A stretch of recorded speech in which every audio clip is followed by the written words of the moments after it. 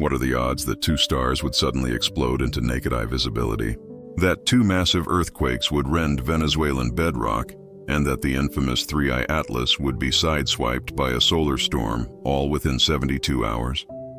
If this were a movie script, editors would reject it as too coincidental to believe.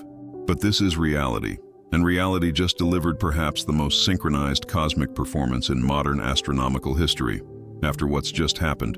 Even the most rational minds are beginning to wonder if we're witnessing something far stranger than chance. Tonight, we'll dissect each event with surgical precision, examine the science behind stellar tantrums and planetary convulsions, then venture into the uncomfortable territory where coincidence meets pattern recognition. Stay with me until the end, because what we discover about September 2025 might challenge everything we thought we knew about what's really happening up there. The events: twin novae, twin earthquakes, and a solar strike on an interstellar visitor in late September 2025. An almost surreal cluster of events unfolded. Two stars exploded into brilliance. Two massive earthquakes ruptured the ground in Venezuela. Above it all, invisible to the naked eye yet tracked by satellites, something else was happening. Three-Eye Atlas, the interstellar visitor, was being pummeled by solar activity. If you're beginning to feel the universe is trying to tell us something, you're not alone. Let's map this cosmic collision of events with precision. The stellar explosions on September 22, 2025. Astronomers discovered a new nova, V1935 Centauri, in the southern constellation Centaurus. Wikipedia +2 Earth sky +2. Initially, its apparent magnitude was recorded at about 6.2, just beyond naked eye threshold for many observers.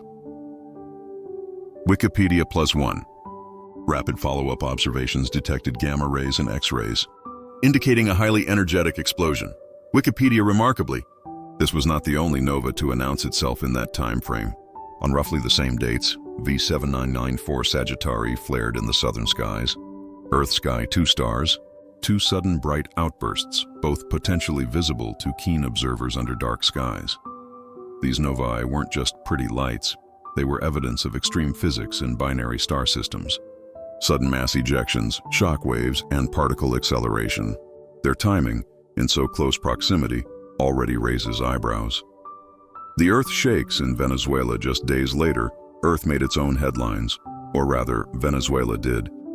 At 22:21 UTC on September 24th, a magnitude 6.2 earthquake struck 24 kilometers east-northeast of Men Grande in Zulia State, Venezuela.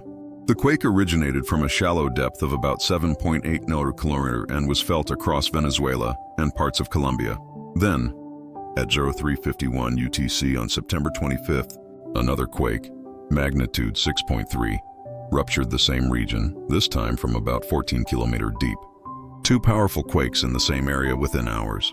Twin tremors. These seismic events occurred in a tectonically complex zone where the Caribbean plate grinds against the South American plate. Such seismicity is not unheard of, but their alignment in time with dramatic astrophysical phenomena is striking.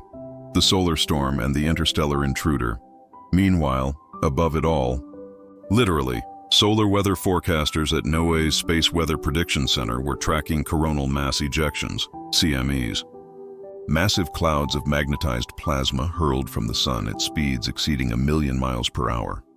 Models showed that one or more CMEs were en route to cross paths with Three-Eye Atlas, the third confirmed interstellar object entering our solar system.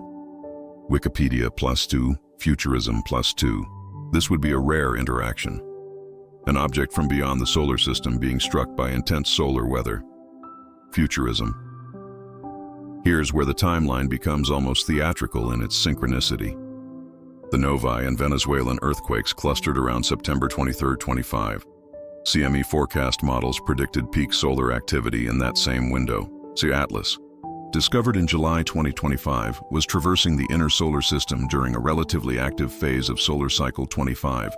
Wikipedia +2 Planetary Society +2 across astronomical, terrestrial, and heliospheric scales.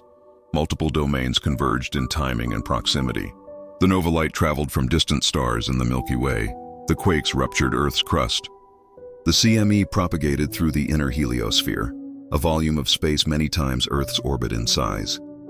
and 3I Atlas was crossing the ecliptic plane, threading between Mars and the Sun. We're not claiming a proven causal chain. That would be premature, even reckless. What we are doing is mapping the cluster, documenting the convergence, and comparing mainstream scientific explanations to more speculative hypotheses. What do we know, and what we don't? The U.S. Geological Survey maintains no demonstrated connection between space, weather, and earthquake activity. Solar physicists will tell you that CMEs are routine, features of an active sun. Stellar astronomers know that novae are relatively common phenomena in binary star systems. Yet what makes this week truly unique is that 3I Atlas represents only the third confirmed interstellar object ever detected, after Oumuamua in 2017 and Borisov in 2019. Wikipedia pleno Wikipedia +2. Even more intriguingly, this is the first time we may witness an interstellar visitor enduring intense solar weather near solar maximum. Futurism. We know from prior events what CMEs can do to solar system comets. In 2007, NASA's Stereo spacecraft observed a CME literally tear the ion tail off Comet Encke in a disconnection event. Futurism +1. So the stakes here are higher. What happens when that kind of solar violence meets an object from beyond the solar system? Over the coming months, 3I Atlas has a dramatic schedule. October 3rd, Mars flyby. Passing within 019 AU, 28 million kilometers. Wikipedia +2 Planetary Society +2 October 29th. Perihelion, closest approach to the Sun, at 1136. AU Planetary Society Wikipedia +3 December 19, closest approach to Earth, 1.8 AU away. Wikipedia +2 Planetary Society +2. These moments provide opportunities for both professional and amateur observations. The geometry becomes more favorable as the months pass, and the solar environment typically intensifies during this season thanks to the Russell-McFerrin effect, a geometric coupling between Earth's magnetic field and the solar wind. Futurism, we promise this. We'll provide clear scientific explanations and bold what-if scenarios, but always label them distinctly. You deserve to know what's fact, what's speculation, and where imagination begins. Because sometimes the most honest thing science can say is, we don't yet know, but we're watching. Consider this question as we move forward. If CMEs can strip tails from comets that have orbited our sun for millennia, what might they do to an object that has spent millions of years journeying between the stars, carrying ice and dust formed in an entirely different stellar system? Part 2. The Twin Novae, Southern Sky Explosions, in the pre-dawn hours of September 23, 2025. Amateur astronomer John Seach turned his gaze to the southern skies from his observatory in Grafton, New South Wales. What he detected would soon galvanize gamma-ray satellites and X-ray observatories worldwide. His finding, V1935. Centauri, also catalogued as PNV J143721775847400, had brightened to about magnitude 5.8, just on the cusp of naked-eye visibility under ideal dark skies. Wikipedia +2 Earth Sky +2. Spectra confirms strong broad hydrogen Balmer emission lines, characteristic of a classical nova. Earth Sky +1, but this wasn't a quiet phenomena. Within hours, Fermi, gamma-ray telescope, picked up energetic photons from the nova's direction. Wikipedia Swift Observatory detected hard X-rays, signatures of violent particle acceleration in the expanding shock front of the nova. Wikipedia, this was not just a pretty explosion for backyard stargazers, it was a high-energy laboratory in the sky, showing us plasma physics, shock waves, and extreme particle acceleration. Meanwhile, not far behind, V7994 Sagittari had also flared, making the pairing of novae in such proximity all the more remarkable. Earth-sky electrons and protons accelerated nearly to light speed. Magnetic fields twisted into knots, temperatures soaring into the millions of degrees. Yet V1935 Centauri wasn't done making headlines. Just days later, the cosmos struck again, or more precisely, the universe did.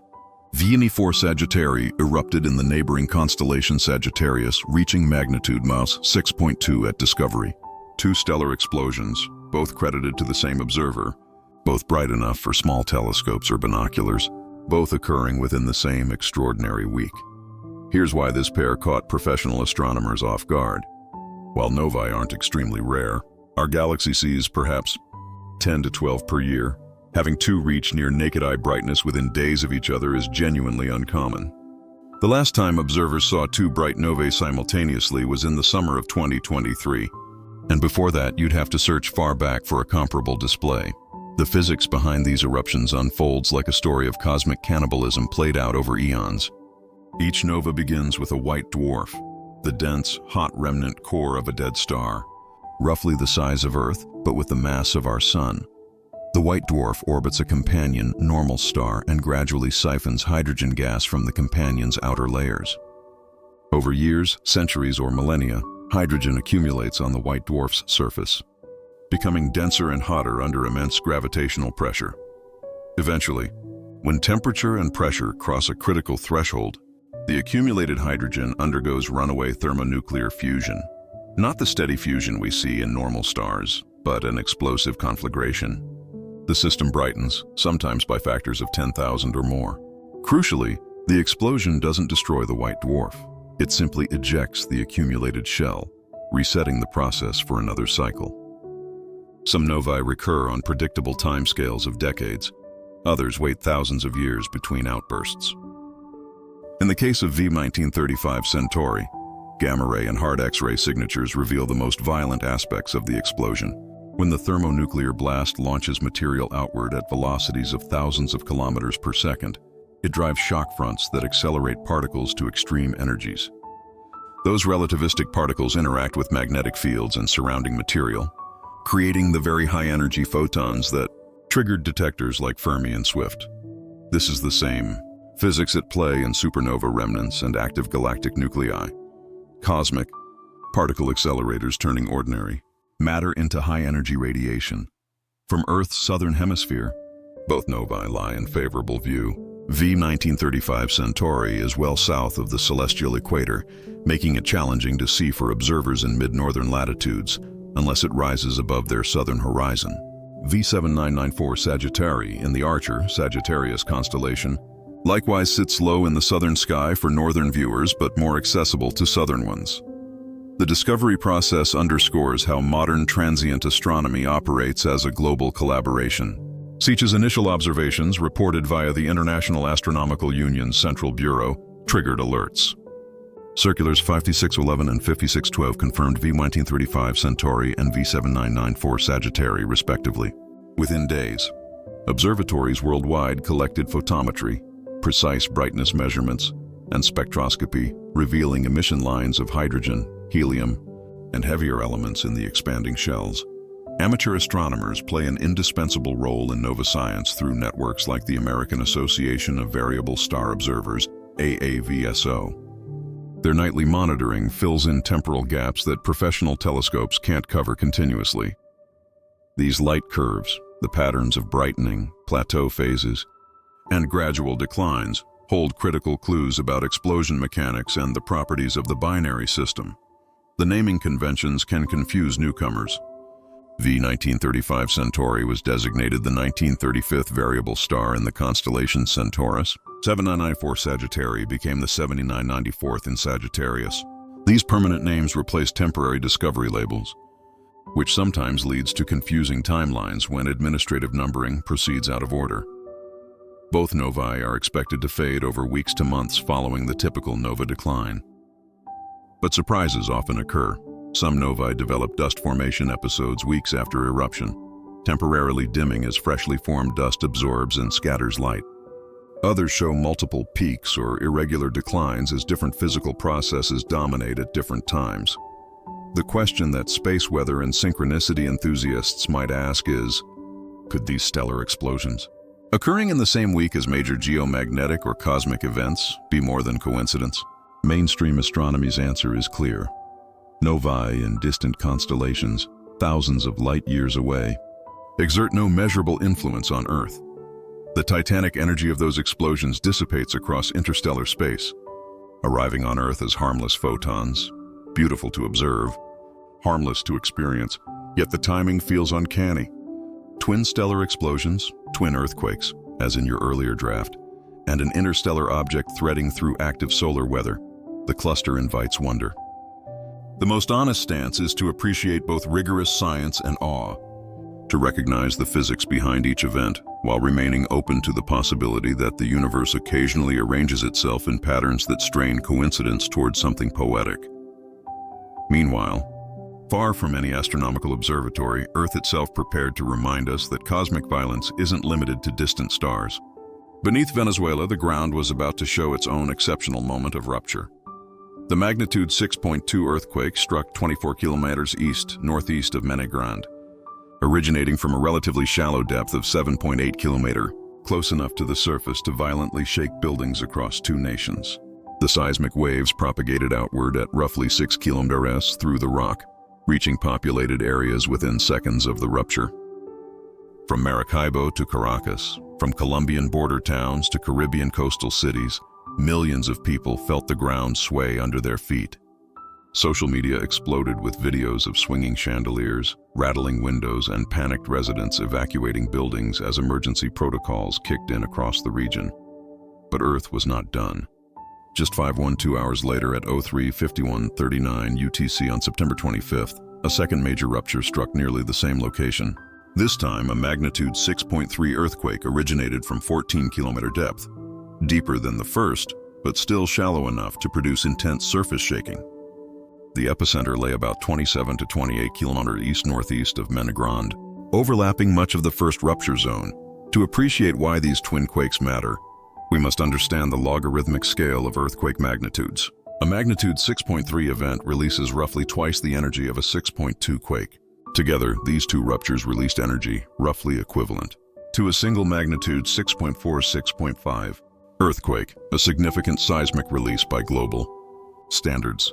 The September 24-25 events marked the largest seismic activity in the region since a magnitude 7.8 quake in Kamchatka on September 18th, placing Venezuela's twin quakes among the most notable global earthquakes of late September 2025. Wikipedia +2 Al Jazeera +2. The aftershock sequence added its own drama. A magnitude 5.8 quake struck later on September 25th in the same region, following a typical Omori decay trend expected in the hours and days after major ruptures. While a 5.8 may sound moderate compared to the main shocks, it is still large enough to cause additional damage and sustain heightened anxiety among already shaken communities. The regional tectonics help explain why this zone can produce powerful earthquakes. The Maracaibo Basin lies within a complex zone where the Caribbean plate grinds against the South American plate, generating fault systems such as the Bocano Fault and the Santa Marta Trends. Over years, decades, or centuries, stress accumulates in these faults until it must be released in sudden slip events, earthquakes. The depth difference between the two main quakes, 7.0 km versus 14 km, is significant for ground shaking intensity. Shallow earthquakes tend to produce stronger surface acceleration than deeper events of the same magnitude, because seismic waves have less distance to attenuate. The shallow depth of the September 24th event likely contributed to extensive reports of strong shaking across Venezuela and Colombia. The Watchers +2 relief web +2 different. Seismological agencies reported slightly different magnitudes, reflecting the inherent complexity of earthquake measurement. The USGS initially placed the first event at magnitude 6.2, while European and other networks placed magnitudes between 6.1 and 6.3. These variations stem from differences in methodology, updates as data from more seismic stations arrive, and the distinctions between moment magnitude, surface wave magnitude, and body wave magnitude scales. The human impact extended far beyond seismological statistics. Evacuation orders affected thousands of residents, especially in multi-story structures experiencing prolonged swaying. Emergency response teams mobilized to conduct damage assessments and ensure that critical infrastructure, hospitals, bridges, power plants, remained operational. While initial reports suggested relatively limited structural damage given the quake magnitudes, evaluation teams continued working for days afterward to document both obvious damage and potential long-term structural weakening. Historically, this region has been seismically active. The complex tectonics around Lake Maracaibo and along the Caribbean-South American plate boundary support repeated earthquake sequences. Although events of magnitude 6+ occur irregularly, geological records show that major ruptures in this region can trigger additional activity in adjacent fault segments, a process known as stress transfer. The timing inevitably raises questions among scientists and the public alike. Could more large earthquakes follow? The statistical answer is cautious. Aftershock sequences are expected, and the largest aftershocks tend to occur within days to weeks of the main shocks. But seismologists cannot reliably predict whether an even larger quake might hit the same region in the near term. The science of earthquake prediction remains elusive, despite decades of research into precursory signals, stress accumulation, and statistical forecasting. International monitoring networks are now mapping every aftershock, building models of how the fault system is responding to stress changes induced by the twin ruptures. Global databases are processing moment tensor solutions, fault orientations, slip vectors, and rupture mechanisms to deduce which fault segments moved and how stress fields shifted across the broader region. For residents of Zulia State and neighboring areas, these twin earthquakes serve as a sobering reminder of their region's geological reality. Building codes, emergency preparedness systems, and community response are all tested by such events. The moderate damage levels, considering the magnitudes, likely reflect a combination of factors. The timing of the quakes, many people were at home rather than in vulnerable workplaces, improvements in construction and response, and sheer fortune.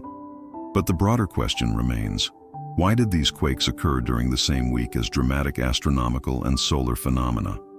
Seismologists maintain there is no established physical mechanism linking solar activity, space weather, or cosmic events to earthquake occurrence. The USGS's official stance emphasizes that any correlations between solar phenomena and seismic activity remain unproven.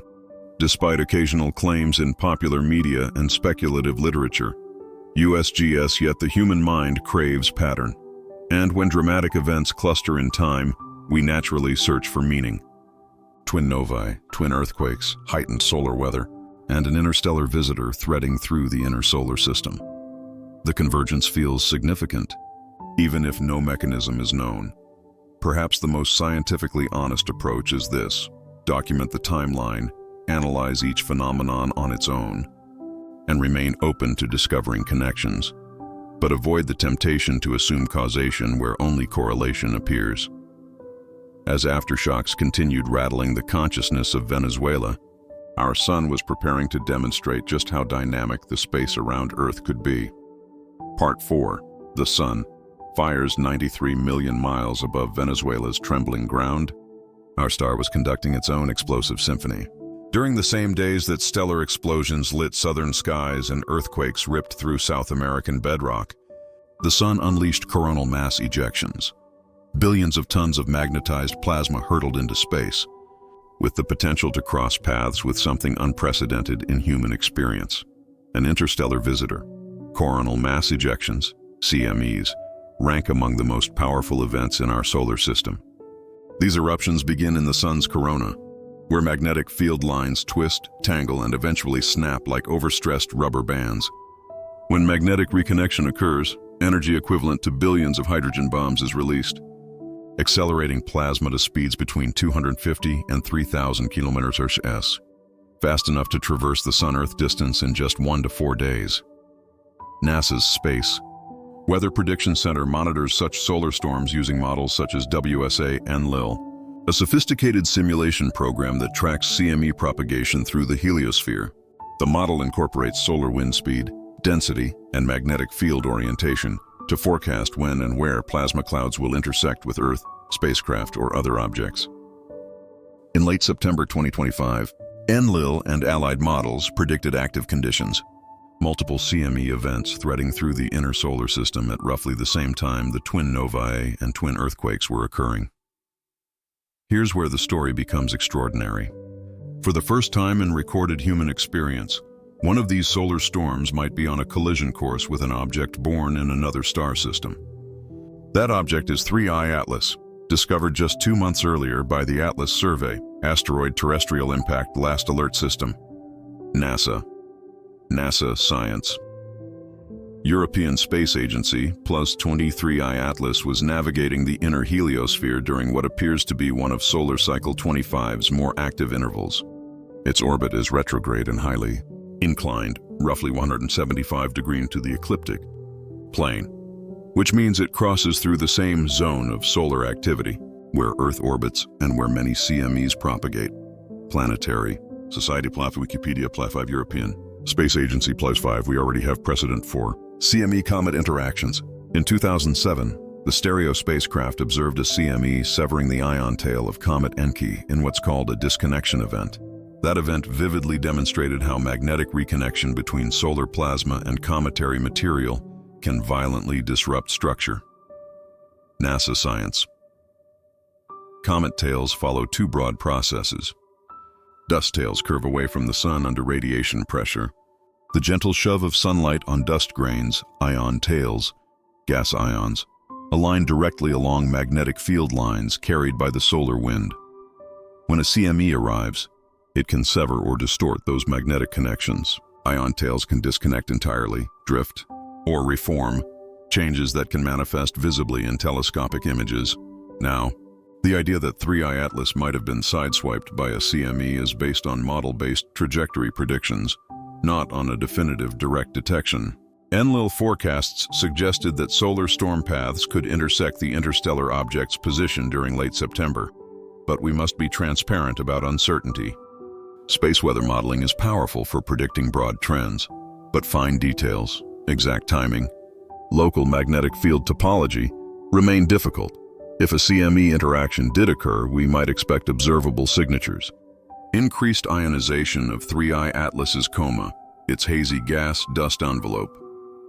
Changes or distortions in tail morphology as charged particles respond to shifting magnetic fields. Spectroscopic changes. Solar energy might liberate molecules, CNCO, CO2, etc., altering emission lines in the spectrum.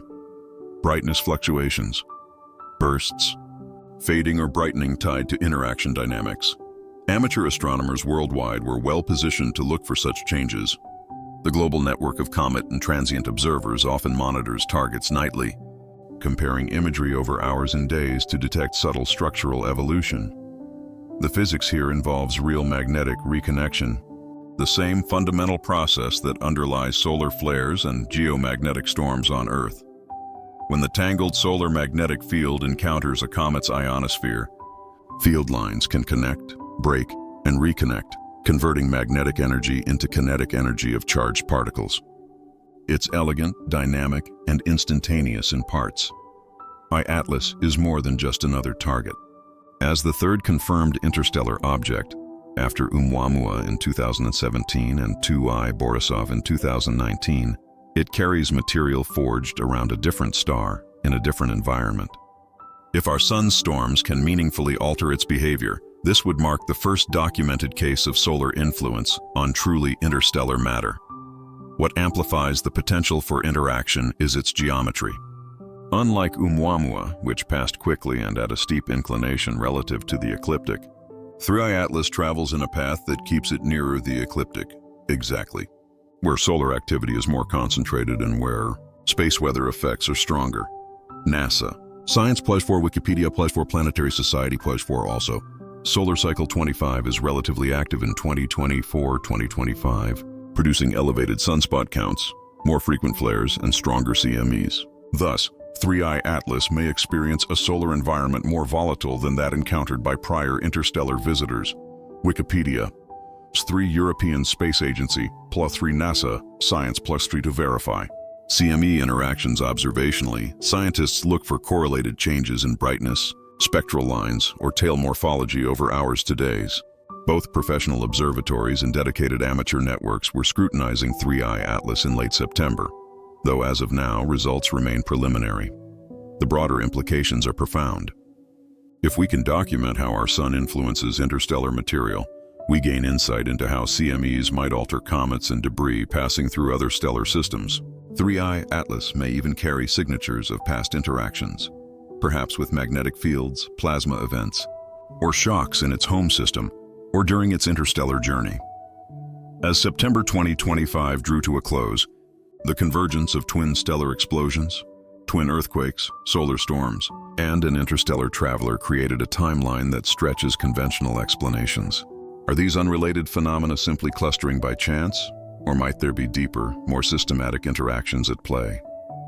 We may find our first hints in the upcoming Mars flyby of 3I Atlas on October 3rd, and its perihelion, closest point to the Sun, around October 29th at 1.4 AU, before its eventual closest approach to Earth late in 2025. Wikipedia +4 NASA Science +4 European Space Agency +4. Next in the script, Part 5, Weirdness Framed, where we'll step back, reassess the big picture, examine alternative hypotheses, and explore what might unify or fracture this extraordinary cluster. Perhaps the most scientifically honest way forward is this. Document the timeline, understand each phenomenon on its own terms, and stay open to discovering connections, while resisting the temptation to assume causation where only correlation appears. As aftershocks continued rattling Venezuela's consciousness, the Sun was preparing to show that Earth's immediate neighborhood could be just as dynamic as its solid surface. Part 5. Weirdness Framed. A lot of universe happening, very fast, compressed into the final week of September 2025. This is where honest science meets human pattern recognition, and that collision isn't always comfortable. Our brains evolved to detect meaningful connections in complex environments. The rustle in the bushes that signals a predator, a shift in wind pattern that foretells rain, behavioral changes that hint at social risk or opportunity. This cognitive architecture serves us well in many contexts, but it also predisposes us to perceive significance in coincidental clustering. The scientific mainstream offers clear guidance about clusters like these. The U.S. Geological Survey states that no causal relationship has ever been established between space weather phenomena and earthquakes, USGS +2, USGS +2.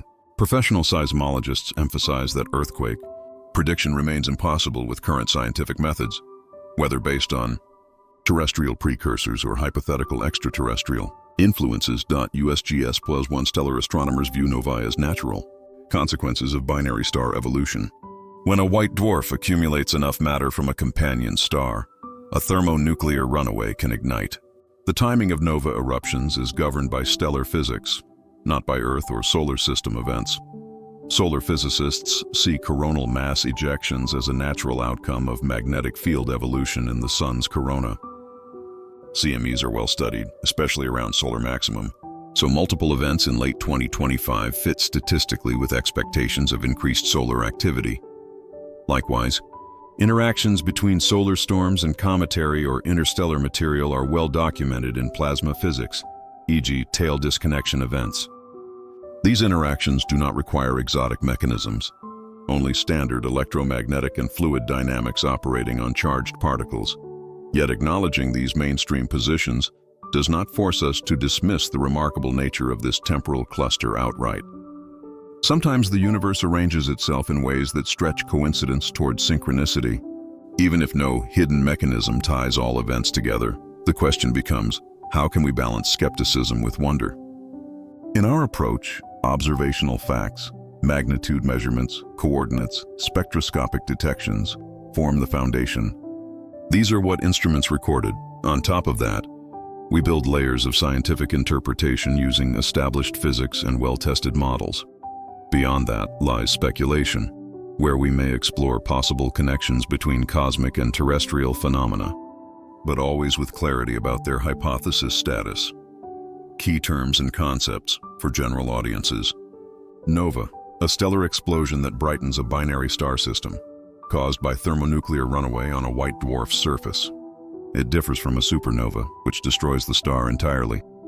Coronal mass ejection, CME, a gigantic cloud of plasma, billions of tons, launched from the Sun at speeds of hundreds to thousands of kilometers perihelion. The point in an object's orbit when it is closest to the Sun, astronomical unit, AU. The average distance between Earth and the Sun, 150 million km, ion tail.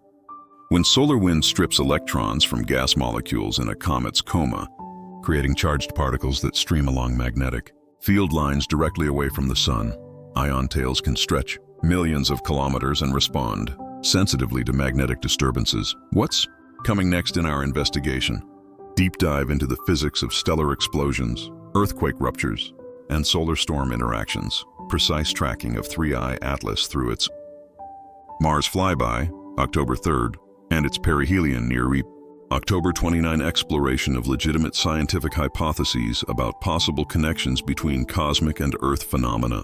Clear labeling of more speculative, exotic possibilities. Will also consider seasonal effects such as the Russell-McLaren effect and a geometric coupling between Earth's magnetic field and the solar wind that can amplify geomagnetic activity around the autumn equinox. This seasonal enhancement provides context for why late September and October often see elevated space weather impacts. Atlas stands out because it's the third confirmed interstellar object and the first one observed during a relatively active portion of a solar cycle. Its path keeps it near the solar ecliptic, meaning it has greater exposure to solar conditions than many high-inclination interstellar objects would. The geometry of 3I Atlas's trajectory, passing close to the ecliptic plane, where most solar system activity concentrates, maximizes the chances of multi-mission observations and space weather interactions. Unlike Oumuamua, which departed too quickly for in-depth study, or 2I Borisov, which remained relatively distant, 3I Atlas offers prolonged observational opportunities over months. The stakes for October and November go beyond academic curiosity. Mars orbiter missions, such as ESA's ExoMars Trace Gas Orbiter and NASA's Mars Reconnaissance Orbiter, have planned opportunistic observations during the October 3rd flyby. They could capture unprecedented resolution imagery of the interstellar visitor's nucleus and coma structure. Ground-based observatories worldwide continue monitoring brightness changes, spectroscopic evolution, and morphological shifts that might reveal how solar weather affects interstellar material. On the terrestrial side, aftershock sequences in Venezuela typically persist for weeks to months following major ruptures.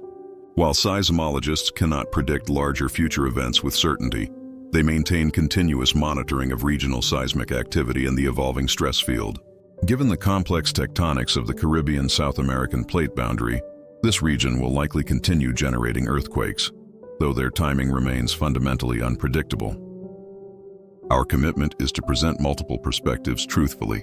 Mainstream scientific explanations deserve primary attention because they rest on established physics and extensive observational support. Speculative hypotheses deserve consideration too, as long as they are clearly distinguished from proven science. The human impulse to find meaning in apparent patterns should be respected, even when scientific evidence does not support a causal connection.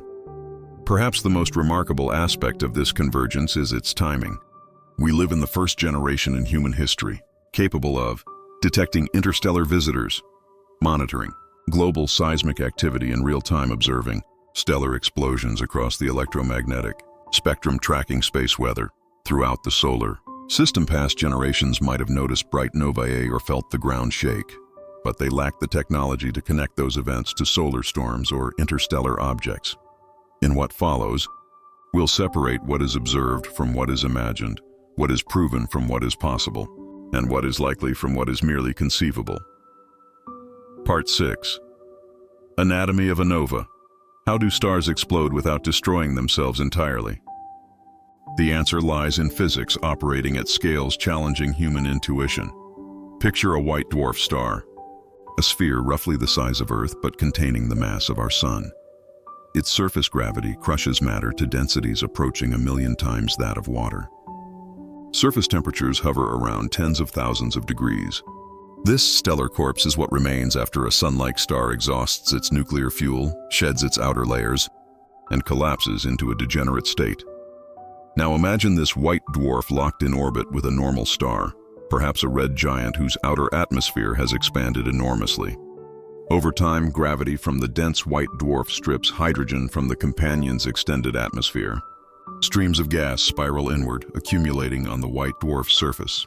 Over decades, centuries, or millennia, the hydrogen builds up, growing hotter and denser under extreme gravitational compression.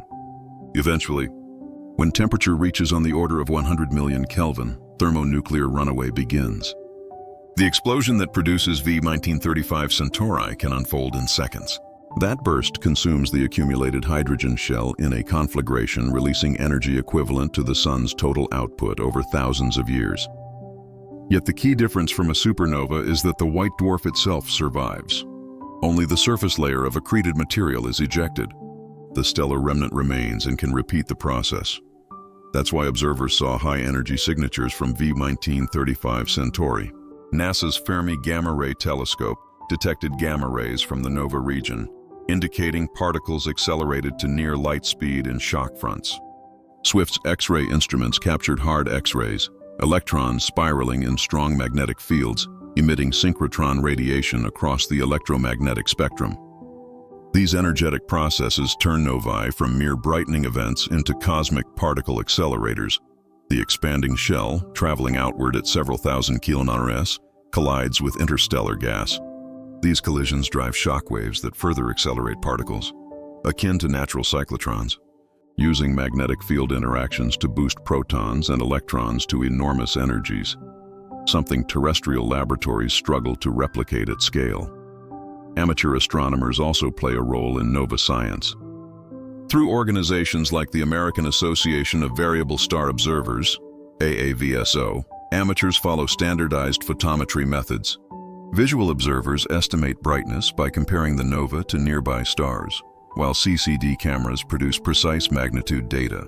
Hundreds of amateurs worldwide fill in temporal coverage that professional telescopes, busy with multiple targets, often can't maintain. The brightness evolution of V1935 Centauri follows patterns informed by decades of nova study. After rising from invisibility to near naked-eye magnitude, it may linger at peak brightness for days or weeks. The decline phase can stretch over months or even years, and sometimes features secondary peaks when different physical processes dominate. Spectroscopic data reveals chemical signatures. Early spectra often show broad emission lines of hydrogen, helium, and heavier elements moving at high speeds. Over time, lines narrow and shift as ejecta slows.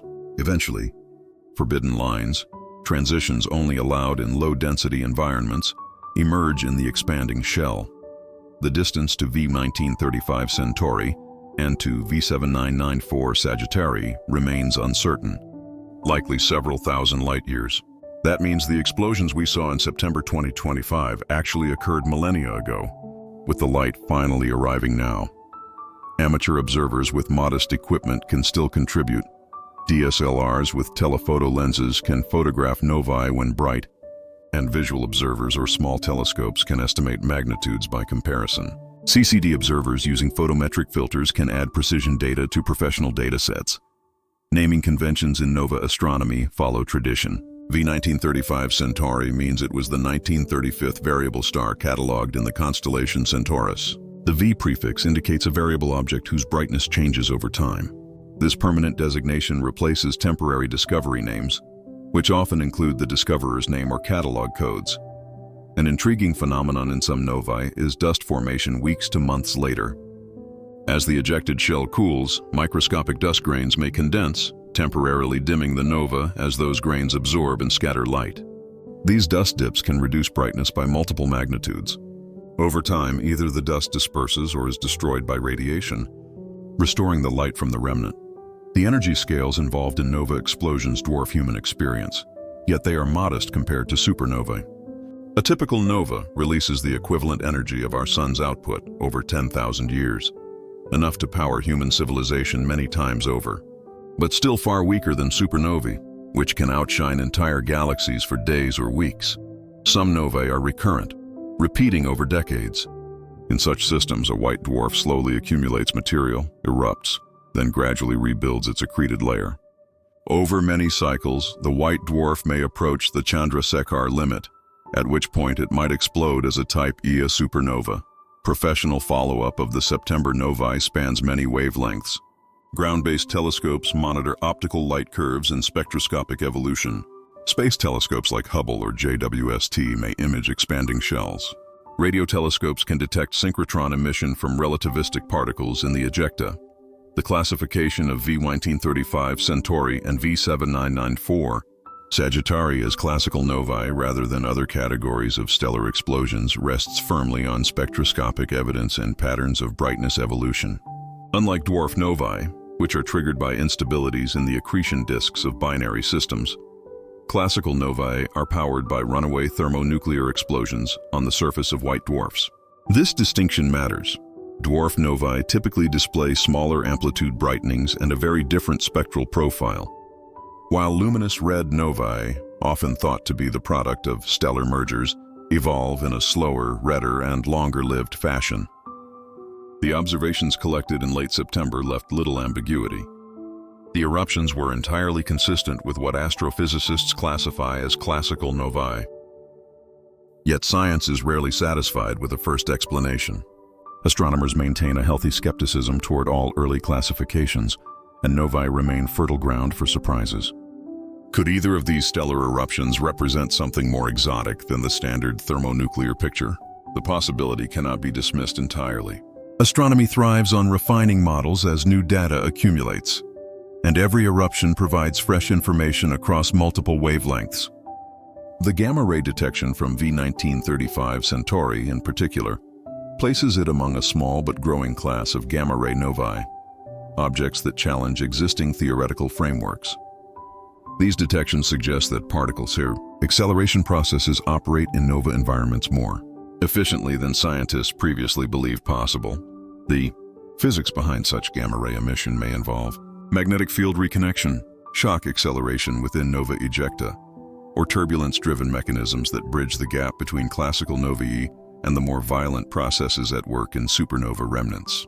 As telescopes on Earth and in orbit tracked these events across the electromagnetic spectrum, radio, optical, X-ray, and gamma-ray, it became increasingly clear that novae are not simply the tame cousins of supernovae. Instead, they are energetic laboratories where high-energy astrophysics, plasma dynamics, and binary star evolution all collide. But as astronomers watched the skies flare, Earth itself reminded us that it can be just as violent and unpredictable as the stars above. While nova explosions lit up the distant reaches of Centaurus and Sagittarius, the solid crust of our planet shifted dramatically beneath the surface of Venezuela. A fault line under pressure beneath Lake Maracaibo and the surrounding Zulia state of northwestern Venezuela lies one of the most tectonically complicated regions of South America. Here, the Caribbean plate collides and grinds against the South American plate, a geologic confrontation that has been unfolding for millions of years. Along this turbulent boundary, a network of interlocking fault systems has formed. The Bacono Fault System, running northeast-southwest through the Venezuelan Andes. The Oca-Ancon Fault Zone, trending east-west along the Caribbean coastline.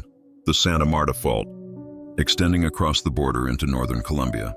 These fault zones, like loaded springs, have been quietly accumulating strain for decades. That stored energy, invisible but immense, must eventually be released in sudden slips. Earthquakes that remind humanity of the restless planet it inhabits. On September 24, 2025, at 22:21 UTC, one such rupture occurred. A magnitude 6.2 earthquake shook the region. Seismographic analysis placed the rupture at a shallow depth of about 7.8 kilometers beneath the surface. Because of this shallow depth, the seismic waves had little distance to attenuate before reaching the surface, intensifying the shaking experienced across Zulia and neighboring states. The rupture likely propagated several kilometers along a segment of fault, with sudden displacements measured in meters. In geological terms, such displacements are dramatic. Stress that had accumulated silently over decades was released in mere seconds. Waves through stone. The energy radiated outward as seismic waves. Primary, P, waves. Compressional disturbances that travel fastest arrived first. They move rock back and forth in the same direction as the waves travel, causing subtle rattling often mistaken for heavy machinery or distant thunder. Secondary, S, waves, slower but more damaging, followed. Their side-to-side motion shears structures horizontally. A movement buildings are often ill-prepared to withstand. Surface waves, rolling and undulating like ripples across water, brought the greatest destruction. Though slower than both P and S waves, their large amplitudes and extended duration created swaying ground motions that eyewitnesses described as lasting for several long, terrifying minutes. The quake was severe enough to be felt across borders, with reports of swaying buildings in Colombia and tremors detected as far away as the Lesser Antilles. A twin shock, yet the Earth was not finished. Barely 5.5 hours later, at 03:51 UTC on September 25th, another rupture ripped through virtually the same region. This time, the quake registered magnitude 6.3 and originated deeper, about 14 kilometers below the surface.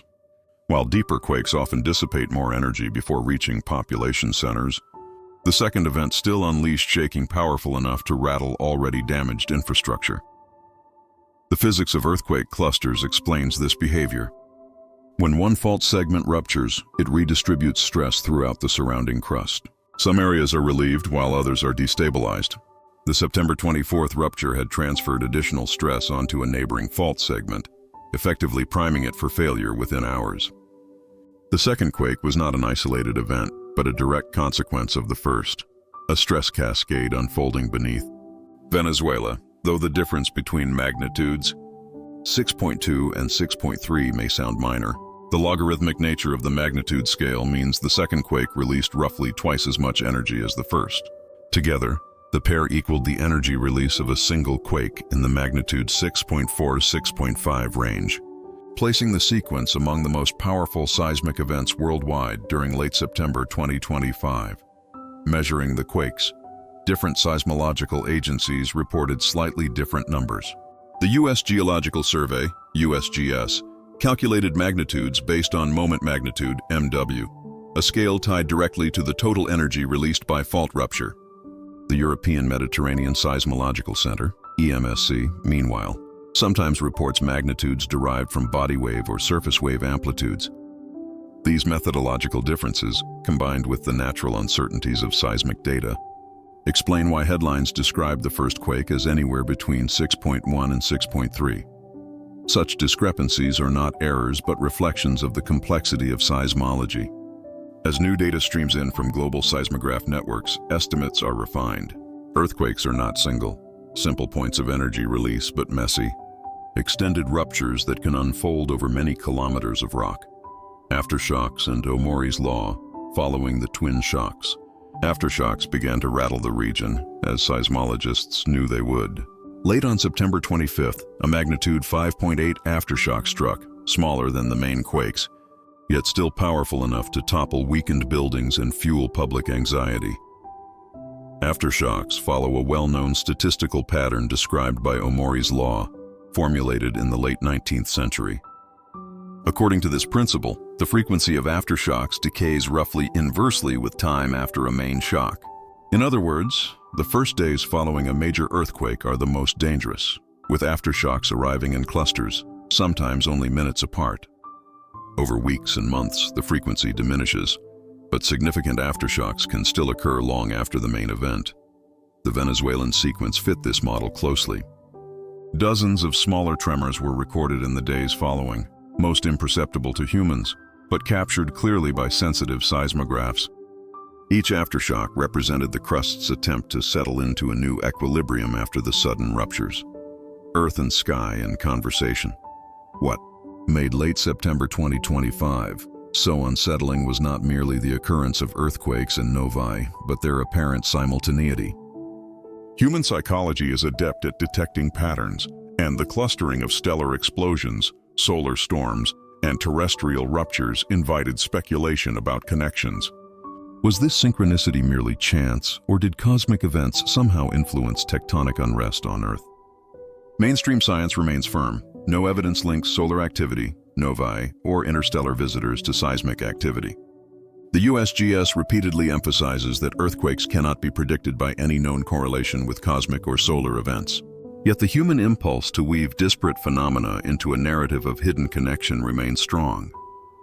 Perhaps the deeper truth lies in the dual recognition that the universe is filled with both coincidence and causality. The novae in Sagittarius and Centaurus, the coronal mass ejections from the Sun, and the Venezuelan earthquakes each had well understood independent physical causes. Yet their clustering in time invited awe, forcing us to confront the raw energy flowing both in the heavens and beneath our feet. The largest aftershocks typically occur within the first few days after a main shock. with smaller tremors continuing for weeks, months, or even years. The human impact from these Venezuelan earthquakes extended well beyond the epicenter into both Venezuela and Colombia. Because the quakes were relatively shallow, surface shaking was amplified, prompting evacuation orders for high-rise buildings in major cities. Social media flooded with videos, swinging light fixtures, rattling windows, panicked residents fleeing buildings as emergency protocols activated across the region. Although early damage reports were relatively limited for the magnitudes involved, assessment teams spent days documenting visible structural damage and evaluating potential long-term weakening of buildings and infrastructure. Geologically, the region's structure helps explain why such strong quakes can occur. The Maracaibo Basin formed through complex interactions between the Caribbean and South American plates, generating a network of fault systems that accommodate the ongoing tectonic motion. Lake Maracaibo sits within a graben, a down-dropped block bounded by normal faults that continues to deform actively. The region is also rich in petroleum deposits, formed in sedimentary basins created by the same tectonic stresses that lead to earthquakes. Depth estimates always carry uncertainty, especially in geologically complex zones. The reported 7.8 kilometer depth for the first quake and 14 kilometers for the second are best estimates derived from seismic wave arrival data at multiple stations. These depths place the ruptures in the upper crust, where brittle fracture dominates over ductile deformation, which occurs at greater depth where pressures and temperatures are higher. Because stress can accumulate slowly over decades, scientists often ask whether external triggers might influence the timing of earthquakes. Could solar activity, atmospheric pressure changes, or other external factors nudge a fault to failure? The prevailing scientific consensus, as affirmed by the U.S. Geological Survey and international seismological bodies, is that no reliable correlation exists between space weather phenomena, solar flares, CMEs, geomagnetic storms, and seismic activity. Decades of statistical analyses have failed to turn up predictive relationships linking solar events to earthquakes. USGS +2, USGS +2. However, scientific curiosity has led some to explore more subtle possibilities. For example, changes in atmospheric pressure can slightly alter stress on fault systems, but these shifts are typically many orders of magnitude smaller than the stress changes needed to trigger earthquakes on faults not already close to failure. Some studies have even looked at electromagnetic or ionospheric coupling effects, but these remain speculative and unconfirmed. MDPI, the Global Centroid Moment Tensor database, helps seismologists analyze fault orientations, slip directions, and rupture mechanisms for quake events like those in Venezuela. These beach ball diagrams reveal which fault planes moved, how the stress field changed, and which adjacent segments may be under elevated pressure going forward. Because earthquake prediction in the sense of specifying date, time, and magnitude remains impossible, seismologists rely on statistical forecasting. After a major quake, the probability of another large event in the same region temporarily rises due to aftershock activity and stress transfer effects. But that probability decays over time, and predicting which fault will slip or when remains beyond current science. USGS regions like Zulia, building codes and emergency preparedness systems are under continuous stress tests. The relatively moderate damage following magnitude 6.2 and 6.3 quakes likely reflects a mix of fortunate timing. Many people were home, not in vulnerable buildings, and improvements in construction standards. Older structures, however, remain more vulnerable to damage, collapse, or progressive weakening. Could a larger quake follow in the same region? Geologically, yes. The fault networks around Lake Maracaibo have historically produced magnitude 7+ events. The tectonic setting allows for powerful ruptures at irregular intervals. But seismologists cannot reliably forecast whether such an event lies days away, decades away, or centuries away. This Venezuelan sequence underscores how Earth's internal processes can produce sudden, dramatic energy releases on human timescales, even though the forces at work unfold over geological timescales. Stress accumulates gradually as tectonic plates grind past one another at rates of centimeters per year, until the stored energy exceeds rock strength and ruptures release decades or centuries of strain in seconds or minutes. As aftershocks echoed across the Caribbean-South American plate boundary, our attention shifted upward to the space environment. where another kind of energy release was unfolding on vastly larger scales. Part 8. The Sun at maximum solar cycle, 25, approached its peak during 2024 and 2025, transforming our relatively sedate star into a more restless, tempestuous force capable of launching billion-ton plasma clouds across the solar system. On September 24th and 25, while nova explosions lit distant skies and earthquakes rattled Venezuelan bedrock, solar indices painted a picture of a sun operating near its maximum. A key indicator, the 10.7 cm radio flux, hovered in the range of 180-190 solar flux units, SFU, levels that correlate with elevated sunspot activity, active regions, and increased likelihood of solar storms. Values above 150 SFU generally reflect heightened solar activity, while values above 200 SFU suggest extremely active conditions. Sunspots themselves are visible markers of magnetic chaos in the solar photosphere. They are regions where concentrated magnetic field lines punch through the surface and suppress convective heat transport. The magnetic field strengths in sunspot cores can exceed 3,000 Gauss, thousands of times stronger than Earth's surface magnetic field. The presence of many large sunspots increases the opportunities for magnetic field lines to twist, reconnect, and explosively release energy as solar flares and CMEs. But sunspot counts alone do not fully describe solar maximum conditions.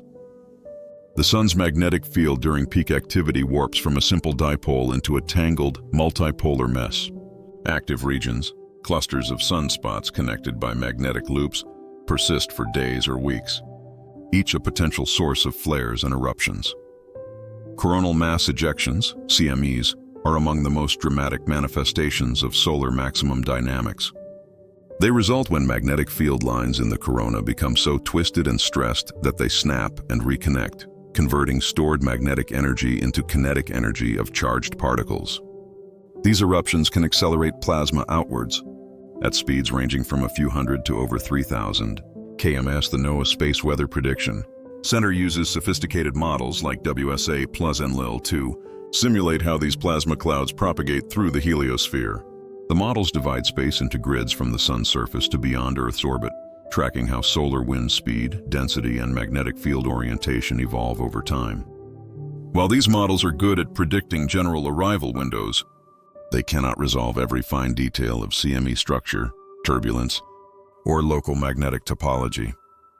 The autumn equinox introduces another twist. During this period, a geometric alignment sometimes amplifies space weather effects via the Russell-McFerrin effect.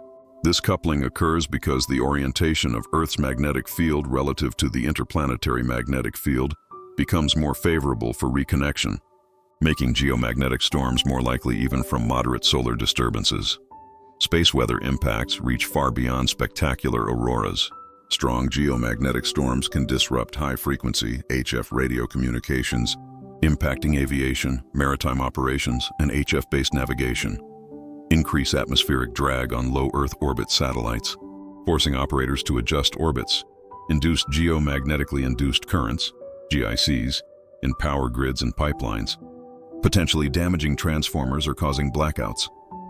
NOAA maintains scales for geomagnetic storms, G scale, solar radiation storms, S scale, and radio blackouts, R scale, to help warn industries and infrastructure providers. The interaction of CMEs and cometary or interstellar bodies forms a natural laboratory for plasma physics on scales impossible to reproduce on Earth. Ion tails form when solar wind strips electrons from gas in a comet's coma, creating charged particles that follow magnetic field lines directly away from the sun. These tails can stretch millions of kilometers, offering visible evidence of invisible magnetic processes. When a CME collides with a comet, dramatic interactions can occur. In 2007, ESA's stereo satellites documented a CME severing the ion tail of Comet Encke, a clear display of magnetic reconnection performed on cosmic scales. The disconnected tail drifted away over hours while a new tail reformed from freshly ionized gas. In 2025's heightened solar environment, 3I Atlas approached the inner solar system at a time when CMEs were more frequent and stronger than in previous cycles. Unlike prior interstellar visitors, e.g. Oumuamua and 2I Borisov, which passed through quieter solar environments or on steep inclinations. 3I Atlas followed a path near the ecliptic plane, exactly where most solar system activity, including CMEs, is concentrated. This geometry maximizes the probability of significant interactions. The physics of CME propagation is intricate, involving magnetohydrodynamics (MHD) across scales from individual particles to structures spanning planetary orbits. Fast CMEs can overtake slower solar wind, compressing it and forming shock fronts that accelerate particles to high energies. Multiple CMEs can even interact, merging or magnetically interacting to create more potent disturbances with complex field structures. Professional space weather forecasters monitor multiple data sources to track solar activity and predict Earth impacts. The Solar Dynamics Observatory, SDO, provides continuous, high-resolution images of the sun's surface and corona in multiple extreme ultraviolet wavelengths. The Solar and Heliospheric Observatory, SOHO, keeps watch for CMEs erupting from the sun's far. Since the Advanced Composition Explorer, AC, positioned between Earth and the sun, gives early warning of incoming solar wind disturbances. Amateur radio operators act as an informal, global network monitoring space weather effects on Earth. During geomagnetic storms, high-frequency HF radio propagation can change dramatically. In some cases, the ionosphere enhances long-range communications via better reflections. In others, absorption and scattering degrade signals. These real-time reports complement formal measurements from professional observatories. The current solar maximum appears to follow a double-peak pattern seen in several prior cycles. An initial peak in 2024, followed by continued high activity into 2025. This extended maximum phase could mean elevated space weather risks persist longer than a typical 11-year cycle, making dramatic Sun-Earth interactions more likely into 2026. Auroras have become more frequently photographed during this solar maximum. Social media is now filled with breathtaking images of green, red, and purple lights dancing in polar and subpolar skies, the visible result of charged particles from solar storms colliding with Earth's upper atmosphere, exciting oxygen and nitrogen atoms which then emit characteristic colors as they return to lower energy states. The solar wind itself carries embedded magnetic fields, field lines originating in the sun's corona, stretched outward by plasma flows. These interplanetary magnetic field, IMF lines, connect planets, comets, spacecraft, and other bodies, forming a vast electromagnetic web extending to the heliopause, the boundary where solar wind pressure balances that of the interstellar medium, many times farther out than Earth. As we tracked solar storms propagating through the inner heliosphere in late September 2025, one object in particular captured the attention of forecasters and astronomers alike, an interstellar visitor threading through this cosmic storm system. Part 9. 3I Atlas on approaching. The early hours of July 1, 2025, the Asteroid Terrestrial Impact Last Alert System Atlas Array detected a faint, moving object against the stellar background. Initial observations suggested a comet-like object, but orbital analysis revealed something more striking. 3I Atlas, the third confirmed interstellar object, the successor to Oumuamua and 2I Borisov. European Space Agency +4 Wikipedia +4 Sky and Telescope. Subplate 4. The designation is significant. The 3I prefix marks it as the third interstellar object catalogued, and Atlas credits the discovery system that first flagged it. European Space Agency. Wikipedia +3 Sky and Telescope +3. Unlike its predecessors, Atlas arrives in a rare observational window, bright enough for detailed study, traveling along a trajectory that keeps it near the ecliptic plane, where most solar system activity concentrates, and entering during solar maximum conditions, an unprecedented opportunity to study how our sun might influence interstellar material. The debrief +4 Sky and Telescope +4 Wikipedia +4 Orbital and Physical Characteristics. Erter Atlas displays a hyperbolic orbit, eccentricity 1, meaning it has more than enough velocity to escape the sun's gravity. The debrief +3 W Wikipedia +3 Sky and Telescope +3. Its orbital inclination is roughly 175 degrees, meaning it travels in a retrograde direction relative to most solar system objects. The debrief +3 Wikipedia +3 sky and telescope +3 size estimates remain uncertain. Hubble data constrains the nucleus's diameter to at most 5.6 km, with the possibility it's as small as 0.32 km. NASA Science +2 Wikipedia +2. Earlier ground-based estimates had placed it up to 10-20 km, but new observations tighten those bounds. Wikipedia +3 The Weather Network NASA Science +3 when discovered. 3I Atlas was about 4.5 AU from the Sun and heading inward. Wikipedia +2 NASA Science +2. It will reach perihelion, its nearest approach to the Sun, on October 29-30, 2025 at NR14 AU, just inside Mars's orbit. Sky and telescope +3 The debrief +3 NASA Science +3. After that, its closest approach to Earth will be 1.8 AU, making it harmless but still favorable for observation. NASA Science +2, the debrief +2 observational prospects and scientific value, October 3, 2025 is pivotal. 3I Atlas will pass within 0.19 AU, 28-30 million kilometers of Mars.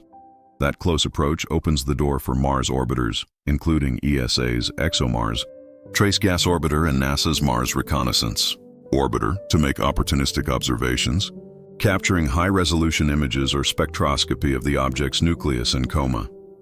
Northeastern Global News +5 Sky and Telescope +5 NASA Science +5. While Mars orbiters likely cannot resolve fine surface details, they may distinguish between a compact nucleus and a more diffuse coma structure.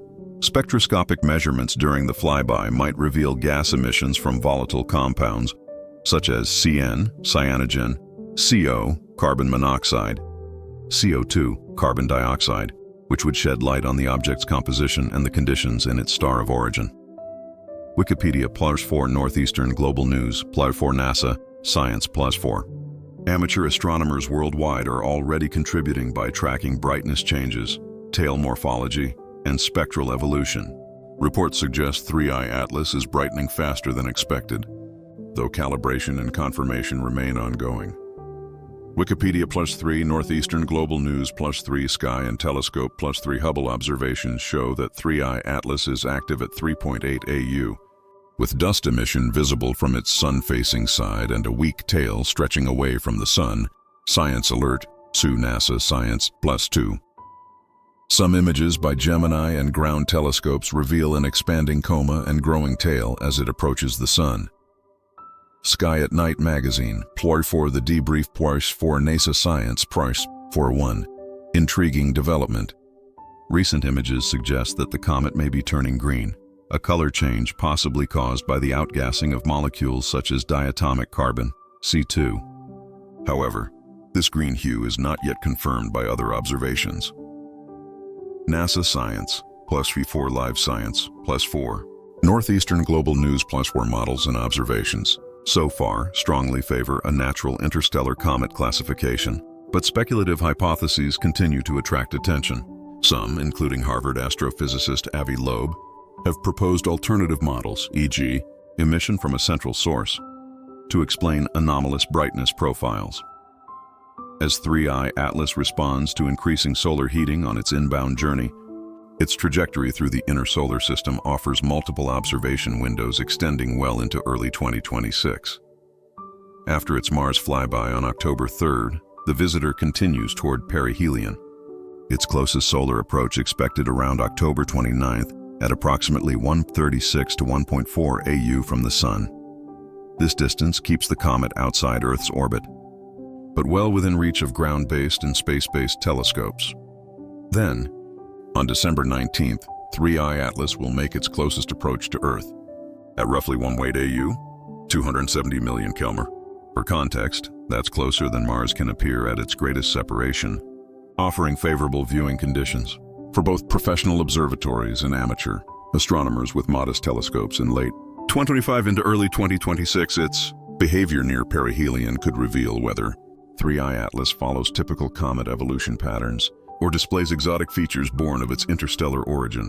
Solar heating may liberate volatile compounds long frozen during its journey between the stars. The resulting outgassing could trigger brightening, tail growth, or other phenomena, distinguishing it from local solar system comets. Tail morphology remains one of the most compelling aspects of observation. Professional images show anti-sunward ion tails, consistent with standard comet behavior. However, some amateur observers report forward-pointing dust structures that appear to defy common comet physics. These apparent anomalies might reflect differing dynamics governing dust versus ion tail formation, rather than exotic processes. Dust tails form under radiation pressure. Sunlight pushes microscopic particles away from the nucleus. These particles move along curved paths shaped by both solar radiation and gravity, producing graceful sweeping tails. Ion tails, gas ion tails, form when the solar wind strips electrons from gas in the comet's coma. The resulting charged particles are constrained to flow along magnetic field lines embedded in the solar wind, creating narrow, straight tails that can change orientation as magnetic fields shift. Estimating the size and composition of 3I Atlas remains challenging. Even the most powerful telescopes cannot resolve fine surface details at interplanetary distances. Size estimates rely on brightness, how much light it reflects, assumptions about reflectivity, albedo, and models of how sunlight scatters from the surface in coma. Some media speculation suggests a diameter as large as 15 km, but such estimates must be treated cautiously until refined by thermophysical modeling combining visible and infrared observations of thermal emission. Moreover, the comet's activity level, gas and dust production, influences its apparent brightness. A small but highly active object can appear surprisingly bright, complicating size estimates. Interestingly, the approach of 3I Atlas coincides with another potential celestial spectacle in October 2025, Comet C 2025 R2, SWAN. Discovered in SOHO SWAN data by amateur astronomer Vladimir Bezugi on September 11-12, C 2025 R2 is projected to make its closest approach to Earth on October 20-21, possibly reaching naked eye magnitude around that time. The overlap of 3I Atlas's Mars flyby and this comet's Earth approach window could make October a particularly dramatic month for skywatchers. SOHO's SWAN instrument, Solar Wind Anisotropies, continuously monitors hydrogen emission in the heliosphere. While primarily designed for solar physics, it occasionally detects comets as they begin to outgas, offering early alerts. Its sensitivity to hydrogen glow makes it a valuable tool for discovering new comets sneaking into the inner solar system. As 3I Atlas responds to increasing solar heating on its inbound journey, its trajectory through the inner solar system offers multiple promising observation windows well into early 2026. After its Mars flyby on October 3, 2025, the object continues inward toward perihelion. Its closest solar approach occurring around October 29th, at roughly 1.36 to 1.40 astronomical units, AU, from the Sun. Though this places it outside Earth's orbit, it remains well within reach of both ground and space-based telescopes. Then, on December 19th, 3 Atlas will make its closest approach to Earth, at about 1.8 AU, 270 million kilometers. A distance closer than Mars can be at its furthest. This geometry offers excellent viewing conditions for both professional observers and amateur astronomers with modest telescopes during late 2025 and into early 2026. How 3I Atlas behaves near perihelion may reveal whether it follows typical comet evolution or exhibits features hinting at its interstellar origin. Solar heating could liberate volatile compounds long preserved in its nucleus, triggering outgassing, brightness surges, tail formation, or other distinctive phenomena. Tail morphology is especially intriguing. Professional imagery shows classic anti-sunward ion tails, consistent with standard comet physics, while some amateur observers report forward-oriented dust structures that seem to defy conventional expectations. Most likely, these apparent contradictions stem from the different physics governing dust and ion tail formation. Rather than exotic new phenomena, dust tails arise via solar radiation pressure, pushing microscopic particles outward. These grains follow curved trajectories under the influences of radiation, gravity, and initial ejection velocities, giving rise to the graceful, sometimes broad tails familiar in comet images. Ion, gas tails, on the other hand, form when solar wind strips electrons from gas molecules in the comet's coma. The resultant charged particles align with the interplanetary magnetic field, IMF, and flow directly away from the sun along field lines, creating narrower, straight tails whose direction can shift as the IMF changes. Estimating 3I Atlas's size and composition remains challenging. Even the most powerful telescopes cannot resolve fine surface features at interplanetary distances. Size estimates depend on brightness measurements, assumptions about reflectivity, albedo, and modeling of how much light the nucleus and coma scatter. Some speculative reports suggested diameters up to 15 kilometers, but more precise constraints come from Hubble observations, which place an upper limit of about 5.6 kilometers, though the true size may be much smaller. NASA Science activity complicates size estimates. If the object is highly active, i.e., releasing lots of gas and dust, its coma brightness can dominate the nucleus, making a small nucleus appear large. The approach of 3I Atlas also coincides with another interesting comet in October 2025. Comet C 2025 R2 Swan. Discovered by amateur astronomer Vladimir Bezugli in SOHO Swan data, this comet has become prominent in the sky and may reach naked-eye brightness in mid-October. Live Science Plus 2 data Wikipedia Plus 2. Observational highlights and opportunities ATSAS 2025. R2 Swan came to perihelion on September 12, 2025, soon after its discovery, which explains its rapid brightening. Wikipedia Plus 1 as it nears Earth. Swan is expected to reach magnitude Mi4 to Mi6 at closest approach. That's bright enough to be seen by the naked eye in dark skies. Telescopes or binoculars will reveal more detail. Earth Sky Plus 3 Live Science Plus 3 Universe Today Plus 3. Its closest approach to Earth is projected for October 2025 at about 0.26-0.27 AU, 39 million kilometers. The Sky Live Plus 1. The overlap in timelines makes October a spectacular month. Swan may be visible while 3I Atlas is undergoing its Mars flyby and approaching perihelion. Skywatchers may even catch both comets in the same wide-field frame. Time-lapse photography can reveal changes in their coma shapes, tail orientation, and brightness over consecutive nights. Differential behavior, e.g., one comet brightening faster or reacting more strongly to solar wind changes, could offer clues about differences in origin and composition. Spectroscopy is key. Professional observatories may detect emission lines of molecules such as CN, C2, ONH2, which indicate which volatiles are sublimating from each nucleus under solar heating. Those chemical fingerprints, when compared between Swan, a presumed solar system comet, and 3I Atlas, an interstellar object, could illuminate their vastly different formation histories. 1.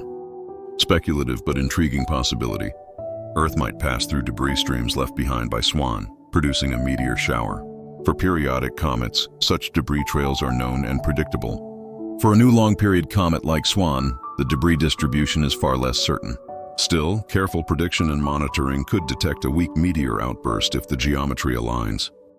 For casual observers, binoculars often outperform telescopes in comet viewing. Wide fields of view capture the full structure, nucleus, coma, tails, rather than zooming in on a small fragment.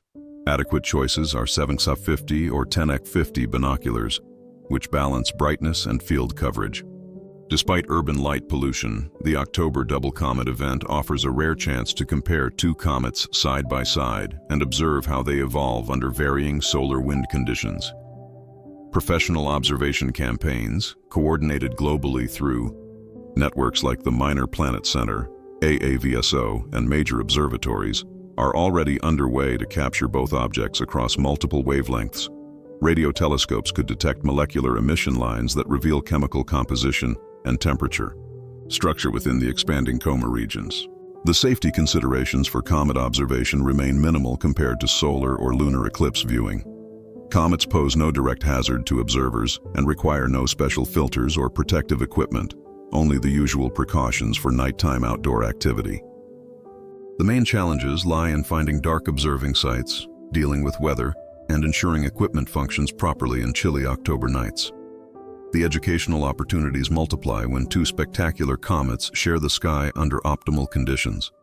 Schools, astronomy clubs, and public observatories often host special viewing nights. These let newcomers experience comet science firsthand, and allow seasoned observers to compare objects of fundamentally different origins. Such events foster scientific literacy while celebrating the wonder of cosmic phenomena visible to anyone who steps outside and looks up. As October 2025 approaches, the stage is set for an extraordinary month. An interstellar visitor threading past Mars, a long-period comet peaking in brightness, active solar weather, and continuing aftershocks from Venezuelan earthquakes. The fater convergence of phenomena, from terrestrial seismology to interstellar astronomy, creates a timeline that challenges comfortable assumptions about cosmic coincidence. Part 11. Cosmic coincidences or patterns. Let's build a timeline to illustrate the clustering in late September and early October 2025. September 23rd, V1935, Centauri explodes into naked-eye visibility in Centaurus. September 24th, 2221 UTC, magnitude 6. 2 earthquake strikes Venezuela. September 25, V7994. Sagittarius erupts. September 25, 0351 UTC. Magnitude 6.3 earthquake ruptures the same Venezuelan region. 2 hours later. Magnitude 5.8 aftershock follows. Late September. Enlil models predict CMEs crossing 3I Atlas's trajectory. October 3. 3I Atlas performs a Mars flyby at 0:19 to October 2021. Comet Swan, C2025R2, makes its closest approach to Earth, overlapping with New Moon and Orionid meteor. Shower October 29th. 3I Atlas reaches perihelion at a 1:36.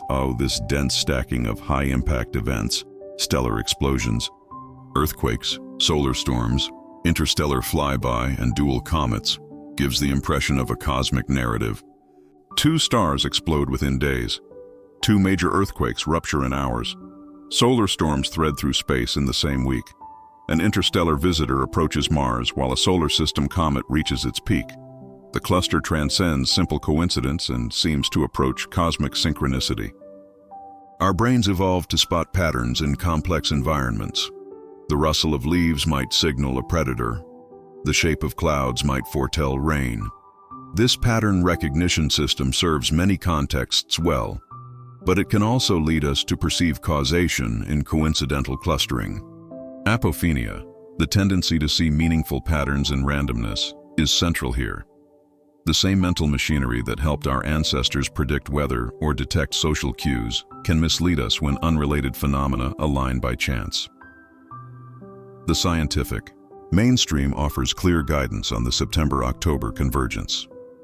The U.S. Geological Survey maintains that no demonstrated physical mechanism links solar or space weather events to earthquake occurrence.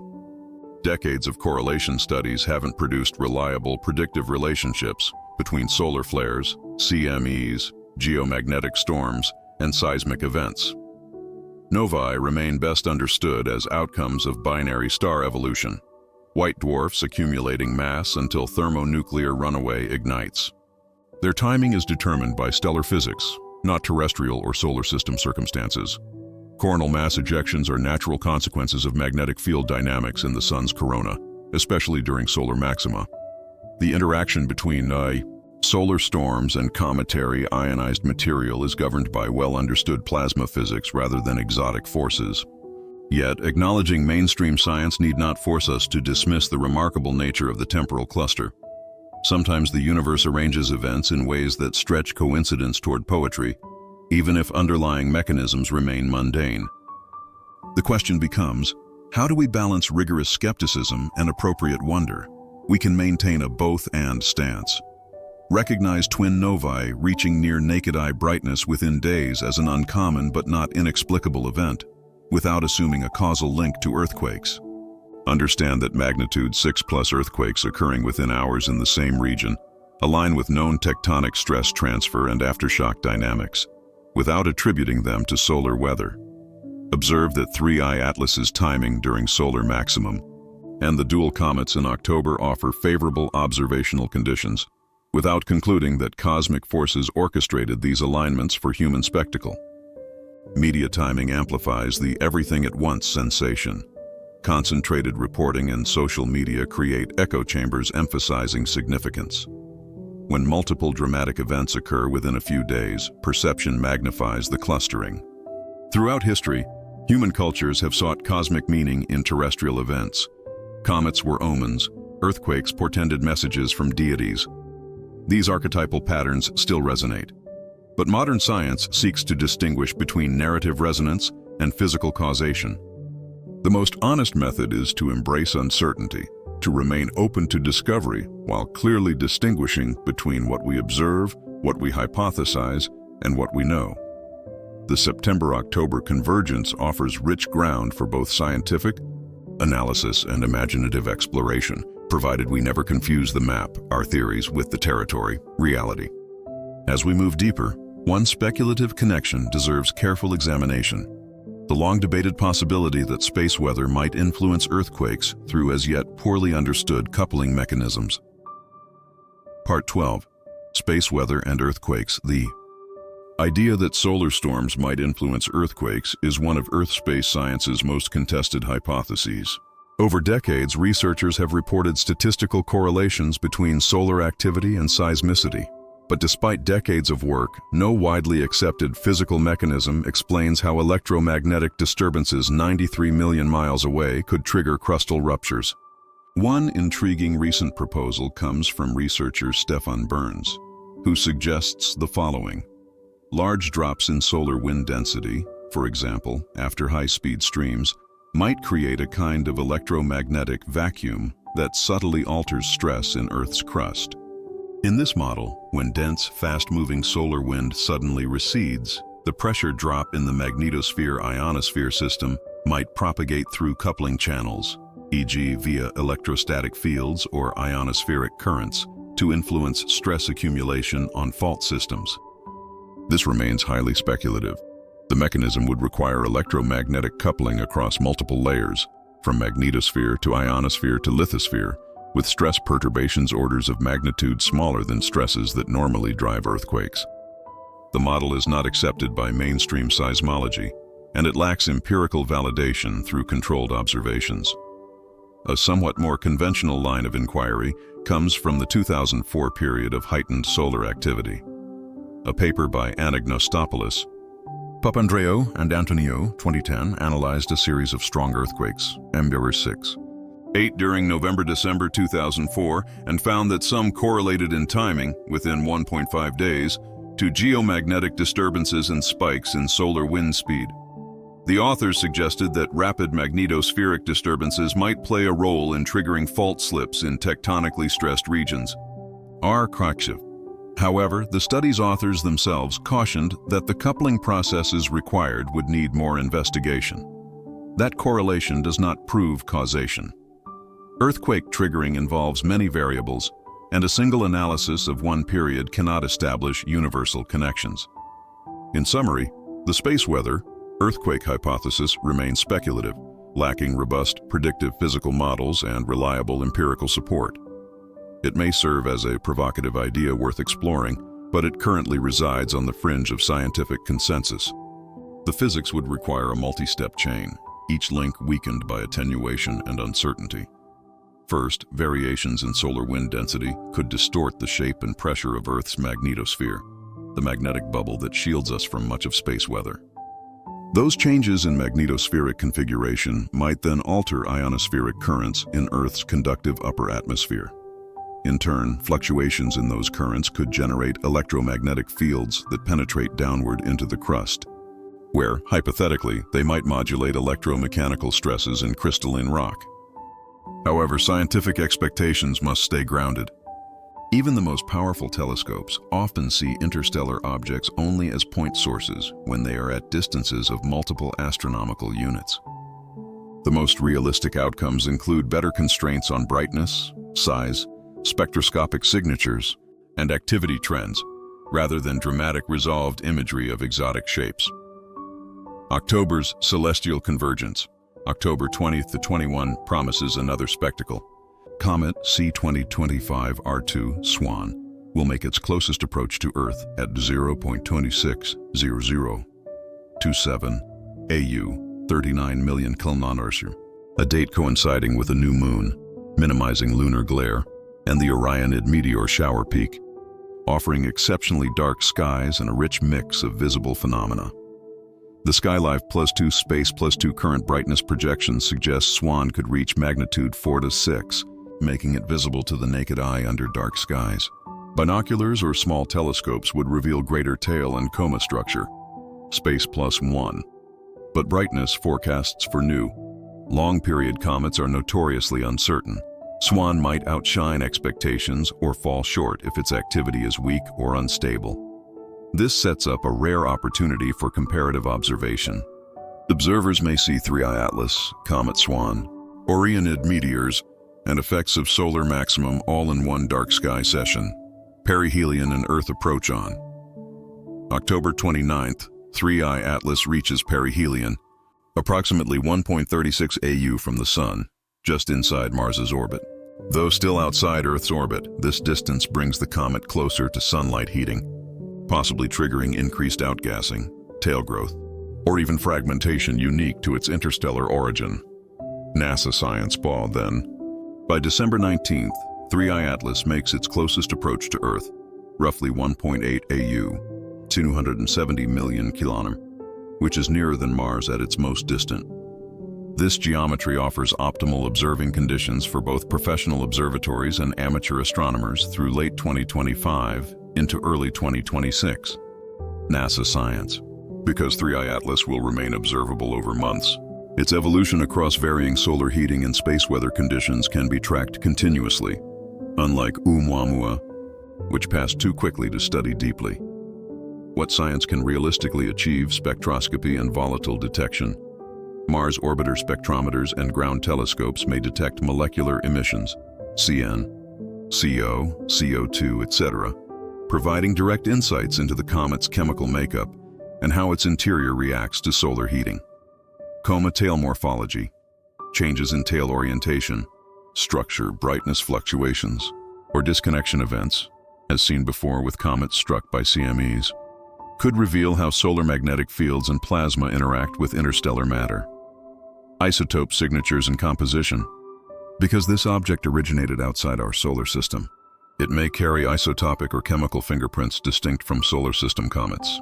Observations might inform us about other star systems' formation conditions, radiation exposure over interstellar transit, or even cosmic ray weathering. Radio and interferometry. If radio telescopes detect molecular line emissions, they could map internal temperature gradients or gas densities in the coma. Very long baseline interferometry, VLBI, may resolve fine coma structure, possibly hinting whether the nucleus is monolithic or fragmentary. Because 3I Atlas is effectively threading through the heliosphere during solar cycle maximum conditions, this encounter acts as a natural experiment. We can see how interstellar matter behaves when swept into the Sun's magnetic and plasma environment. Moreover, studying its trajectory, behavior, brightness evolution, and response to space weather offers a practical testbed for technologies and methodologies that may be required if a potentially hazardous interstellar object ever approached Earth. Finally, from an astrobiological perspective, if 3I Atlas contains complex organics or prebiotic compounds, its spectroscopic signatures may hint at whether the chemical foundations of life are universal. That's speculative but alluring.